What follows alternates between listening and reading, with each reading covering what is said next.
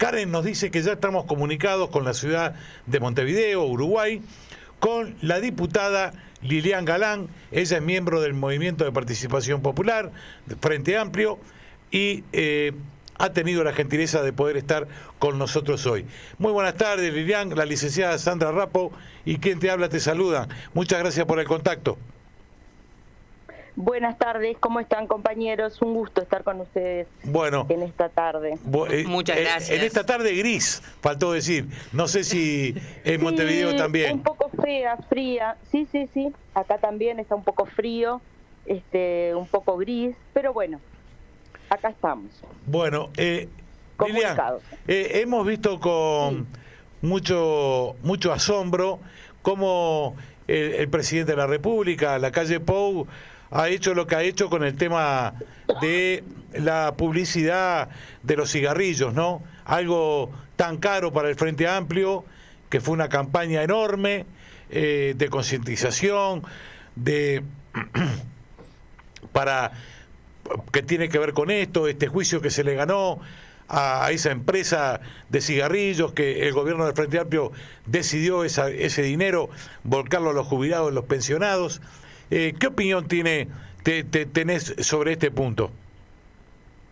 Bueno, es lo que ustedes dicen, ¿no? Uruguay había sido reconocido internacionalmente por su lucha contra el cigarrillo, porque creo que hoy mirarlo es como más difícil recordar lo que era antes, ¿no? Hoy en cualquier país en cualquier no, pero digo, vamos a algunos países donde está prohibido fumar en lugares cerrados, donde se hacen propaganda antitabaco, pero hay que mirarlo en la perspectiva histórica. Cuando empieza este trayecto en Uruguay, en la época del primer gobierno de Tabaré Vázquez, cómo no pasaba esas cosas, ¿verdad? Y cómo la gente decía, bueno, no, va a ser imposible prohibir fumar en lugares cerrados, ¿no? Nadie se va a acostumbrar, no, esto no va a ser posible. Bueno, un juicio internacional a una empresa transnacional como es una tabacalera, y sin embargo fue algo que se pudo lograr. Lo que parecía imposible se logró, porque es una política de salud muy importante, una política de salud por la cual Uruguay ha sido reconocido internacionalmente y por lo cual en los organismos de salud internacionales se reconoce la política pública de Uruguay como un éxito y una de las primeras políticas de salud de esta magnitud tan exitosa. Y haber ganado ese juicio a una transnacional es un hecho insólito, ¿verdad? Es mucho más frecuente que los estados pierdan los juicios internacionales a las tabacaleras que los ganen. Entonces, en realidad, esto es un mérito enorme, esta política de salud. Que ahora se deshace este camino, es desandar el camino en función de un pedido de la empresa. O sea, que los gobiernos, realmente, no tengo palabras para decirlo, los gobiernos, en lugar de gobernar en función del bien común, gobiernan en función de una empresa transnacional. Una empresa transnacional le dice al presidente de la República qué política de salud debe llevar adelante. Es terrible esto que estamos planteando, ¿verdad? Totalmente, parece es que terrible. Parecería ser como que es el pedido de un amigo, ¿no? Que le hace al presidente, bueno, decir, porque muchos nos han preguntado aquí en la Argentina, pero no es política de Estado el tema de, porque es cierto lo que decís, Lilian, conmocionó a toda la región el tema de Uruguay con respecto a la propaganda de los cigarrillos, que era algo impensado, ¿sí? Claro, porque estaba en las canchas, estaba en las camisetas de fútbol, estaba en todos lados. Claro. Y por decisión política del gobierno del FA, se llegó a lo que se llegó, y a esto que no es menor, ¿no? Ganarle un juicio a una empresa que tantas veces hemos denunciado, que empresas de este estilo tienen más presupuesto anual que un país, ¿sí? Pero tienen el PBI más grande que el PBI de Uruguay, indudablemente el Producto Bruto Interno más grande que Uruguay. Entonces, que un país chiquito como Uruguay le ganara un juicio a una empresa transnacional tabacalera de esa magnitud fue algo totalmente insólito y algo que hay que proclamarlo como una política muy exitosa, la política de salud antitabaco en Uruguay. Y que ahora se alegue un tema que no tiene nada que ver, porque es un tema de contrabando. Para tener políticas anticontrabando hay que elaborar políticas justamente en ese sentido, no desandar una política de salud. Claro, ¿No? claro. Y además lo que vos decís me parece muy importante, porque lo estamos viendo no solamente en el tema del tabaco, sino que estamos viendo que este es el gobierno de los amigos empresarios. Se gobierna en función no de políticas de Estado para el bien común de la mayoría, sino de acuerdo a los intereses de unos pocos. Y eso es lo que está pasando hoy en Uruguay, ¿no? Es muy grave esto porque se está jugando con la salud de la gente en función de intereses económicos particulares. Y además, quería decirte lo siguiente, ¿vos no lo ves que eso está conectado también con esa denuncia fuerte que está haciendo el Frente Amplio de la falta de medicamentos en los hospitales públicos? Digo, porque una cosa tiene que ver con la otra, ¿no? Sí, es lo que recién te decíamos, en este presupuesto de rendición de cuentas que se hace todos los años, ¿verdad? Ajá. Que se rinde cuentas hacia atrás de la política que se viene llevando adelante y se planifica hacia el futuro. ¿Hola? Sí, sí, que se planifica hacia el futuro el financiamiento económico del Estado. En este momento quedó muy claro cómo esto es el gobierno solamente en función de los intereses de unos pocos, dueños del mercado.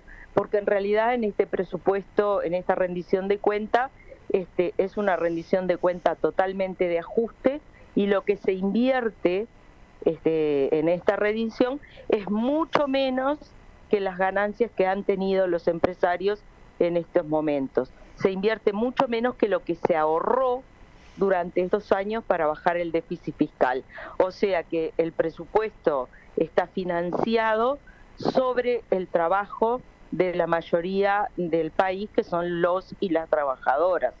Entonces dicen, bueno, el crecimiento del Uruguay fue de un 4x4 en el 2021 y sin embargo ese crecimiento fue apropiado por unos pocos que justamente son los amigos empresarios, sobre todo los amigos empresarios del campo. Hoy los precios internacionales de nuestras materias primas exportables, que son productos de la tierra, soja, arroz, todos productos del agro, tienen precios internacionales como hace muchísimo tiempo no tenían. Desde el 2014 los precios internacionales no eran tan altos. Entonces, tuvieron grandes ganancias, se enriquecieron a pesar de la crisis y sin embargo vemos en este presupuesto que no hay inversión ni en salud. Como tú decís, el tema de los medicamentos es vergonzoso en ACE, que es la salud pública. No solamente la falta de medicamentos, sino la falta de personal y lo que denuncian los usuarios, sobre todo, es que cuando van a la policlínica, las horas se las dan para muy adelante, con los especialistas, no son atendidos, no hay la mayoría de los medicamentos muchas veces básicos, ¿no?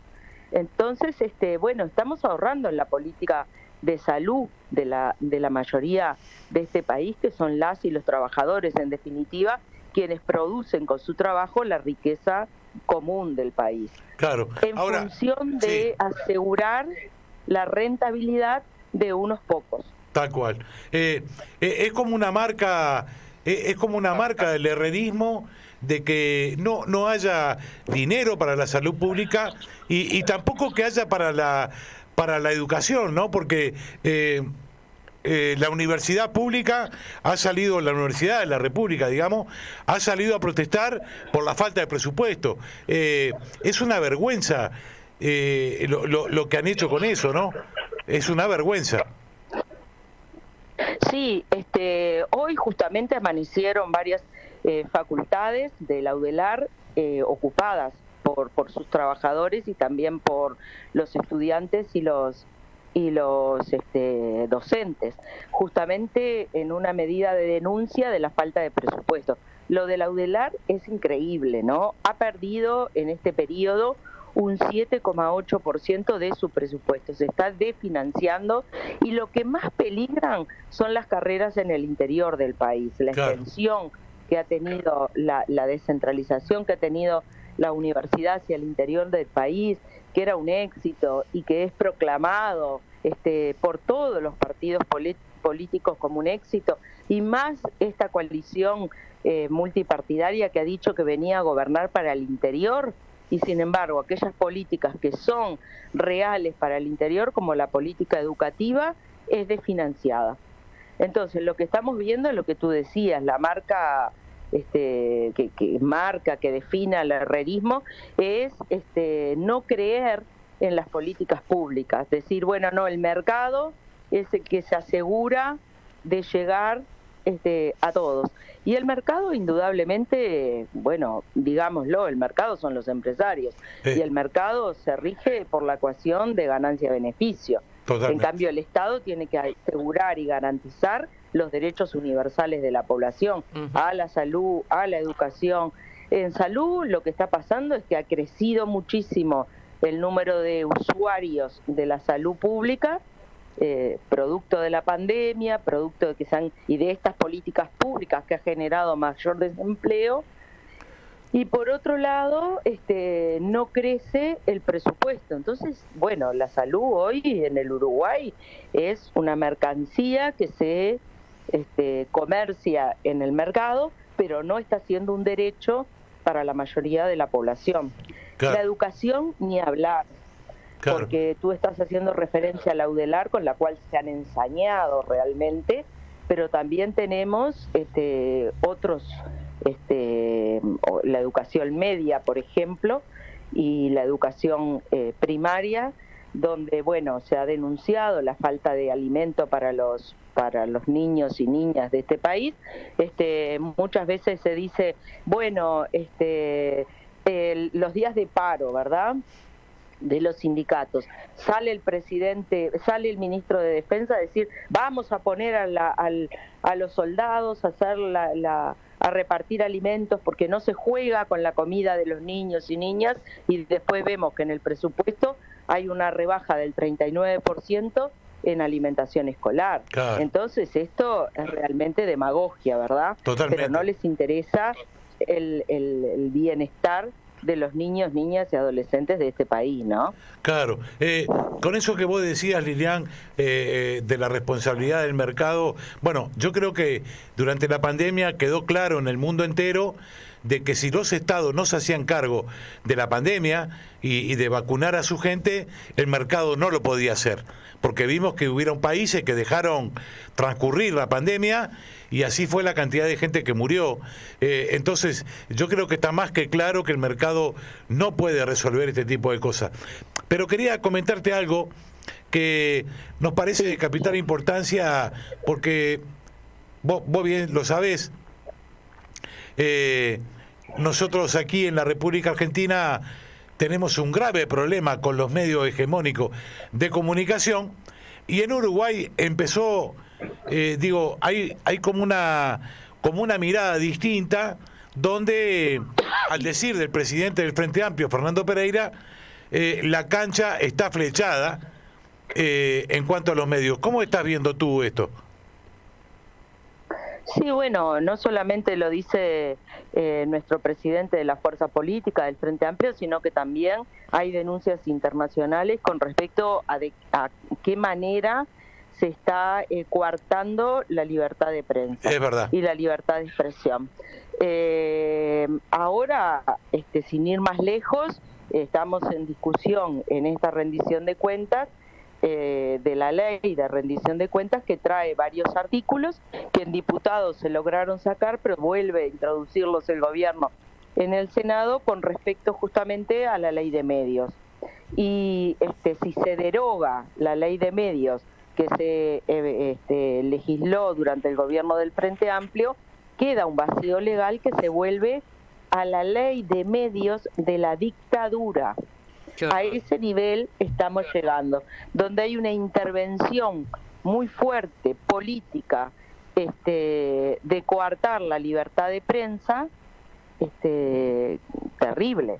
Pero estamos hablando de épocas de dictadura. Instaurar una ley de esa magnitud en esta época, bueno, realmente es de no creer, ¿verdad? Claro. Es de no creer, no queremos volver a esos tiempos oscuros de la dictadura. Entonces, ¿por qué reflotar una ley de medios de la época de la dictadura cuando en Uruguay existe una ley de medios que tiene todas las garantías, que ha sido